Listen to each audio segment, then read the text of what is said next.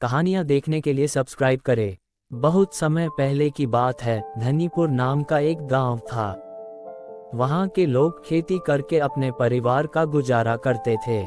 अपनी अपनी हरी भरी और लहराती फसलें देखकर लोग काफी खुश होते थे।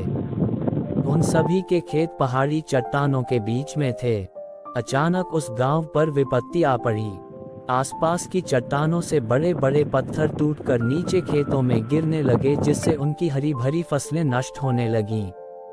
कुछ ही दिनों में उनकी सारी फसल नष्ट हो गई, जिसे देखकर गांव के सभी लोग बहुत ज्यादा दुखी थे। उन्होंने इस समस्या को हल करने के लिए काफी प्रयास किया, लेकिन सब बेकार रहा। फसल खराब होने के साथ साथ उनकी जमीन भी पत्थरों के नीचे दब गई थी, जिससे वे दोबारा फसल उगाने के काबिल भी नहीं थे।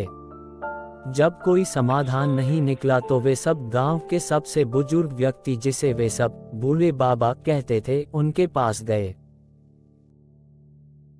रुको रुको, एक एक करके अपनी समस्या बताओ। हम सब की समस्या एक ही है। हमारी हरी भरी लहराती फसल चट्टानी पत्थरों के नीचे दबकर अपनी जान दे चुकी है। खाने को तो हमारे पास अब कुछ रहा ही नहीं, और पत्थरों ने हमारी जमीन को भी घेर लिया है, जिससे हम दोबारा फसल भी नहीं उगा सकते। अगर ऐसा ही चलता रहा तो हमें आने वाले दिनों के लिए भोजन की व्यवस्था करने के बारे में भी सोचना पड़ेगा। लोगों की बातें सुनकर बूढ़े बाबा थोड़ा सोचने लगे, लेकिन इसी बीच गांव के कुछ लोग बोले, क्यों न हम सब शहर में चल कर रहे, वैसे भी इस गांव में रखा क्या है, खेती करके हम लोग अपने घर का गुजारा ही कर पाते हैं। शहर चल के कुछ पैसे कमाएंगे और एक अच्छी जिंदगी जिएंगे। रुको रुको, थोड़ा सोचो। हमारे पूर्वजों ने इस जमीन और इस गांव के लिए कितनी कड़ी मेहनत की है, और अगर हम इस जमीन और अपने घरों को छोड़कर चले जाएंगे तो ये हमारे पूर्वजों का अपमान होगा, और हम अपने जन्मभूमि को इस तरह नहीं छोड़ सकते। लेकिन बाबा, अगर हम यहाँ रहेंगे तो हमें खाना भी नसीब नहीं हो पाएगा। अगर भगवान ने मुंह दिया है तो भोजन भी जरूर नसीब होगा। क्यों ना हम इन पूर्वी दिशा के सभी पत्थरों को पश्चिमी दिशा में फेंक दें, इससे हमारी जमीन पहले की तरह ही स्वतंत्र हो जाएगी और हम दोबारा से इस पर फसल उगा पाएंगे। पूर्वी दिशा के सभी पत्थरों को एक एक करके पश्चिमी दिशा में फेंकने लगे। लगभग एक दिन में उन्होंने अपने खेतों को उन सभी पत्थरों के चंगुल से आजाद कर दिया। ये सब देख गांव के सभी लोग काफी प्रसन्न हुए। पूर्वी खेत ब्राह्मणों के थे। अभी गांव का एक लड़का दूसरे गांव में जाके सबको बताता है कि तुम लोगों के खेत में दूसरे गांव के लोगों ने पत्थर फेंक दिया है, जिसे गांव के लोग बहुत गुस्सा करते हैं और उस गांव के लोगों के पास जाते हैं। क्यों तुम लोगों ने हमारे खेतों में पत्थर क्यों फेंका है? तुम लोगों का खेत खेत है और हम लोगों का खेत तो जंगल है, तभी तुम नीच लोगों ने हमारे खेतों में पत्थर फेंका है।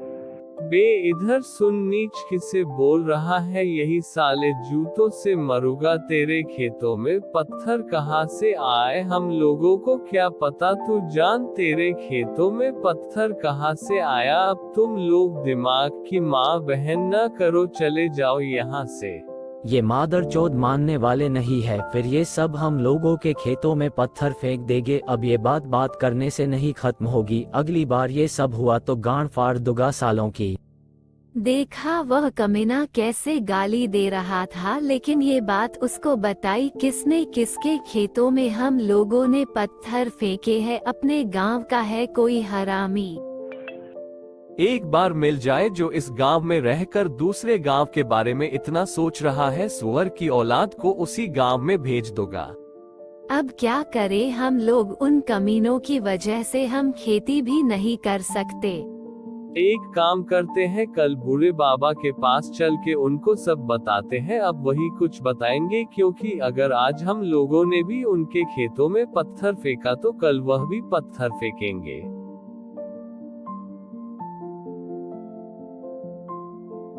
बाबा जी, इस गांव में क्या हो रहा है? दूसरे गांव के लोग हमारे खेतों में पत्थर फेंक कर चले गए हैं। अब हम लोगों खेती कैसे करें? अरे ये तो गलत बात है, लेकिन तुम लोगों ने देखा है कि उन लोगों ने तुम लोगों के खेतों में पत्थर फेंका है।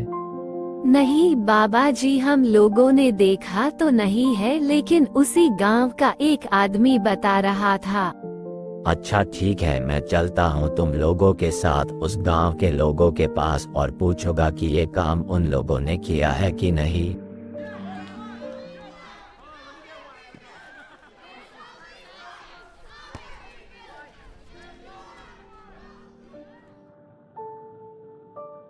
आइए बाबा जी, आज आप हम लोगों के गांव आए हैं, हम लोगों के तो भाग खुल गए, आइए बैठिए। नहीं, मैं बैठने नहीं आया हूँ। इन लोगों के खेतों में पत्थर किसने फेंका है? इन लोगों का कहना है कि ये पत्थर तुम लोगों ने इनके लोगों के खेतों में फेंका है। नहीं नहीं बाबा जी, हम लोग ऐसा क्यों करेंगे? जब पत्थर गिरे थे तो हम लोगों ने भी खेतों से पत्थर हटाए थे, तो हम लोग ऐसा क्यों करेंगे? ये जमींदार हमेशा झूठ बोलते हैं। चुप मादरचोद, तुम लोग पत्थर नहीं फेंके हो तो ये पत्थर आसमान से आए हैं क्या? साले झूठे। चुप करो तुम दोनों, एक काम करो और वह काम सबको मंजूर होना चाहिए। इसी में दोनों गांव की भलाई है। एक विशाल मंदिर बनवाया जाए और साथ ही हम सबके घर उस मंदिर के आसपास ही होने चाहिए। उन पत्थरों से ही मंदिर बनाना है जो खेतों में पड़े हैं। सारे गांव वालों ने मिलकर उन पत्थरों से एक बहुत प्यारा मंदिर बनाया और मंदिर के पास ही कुछ गांव वालों ने घर भी बनाया। इस तरह गांव वालों ने मिलकर सारा पत्थर खत्म कर दिए। मेहनत तो बहुत लगी गांव वालों की, पर गांव की ये दिक्कत हमेशा के लिए खत्म हो गई।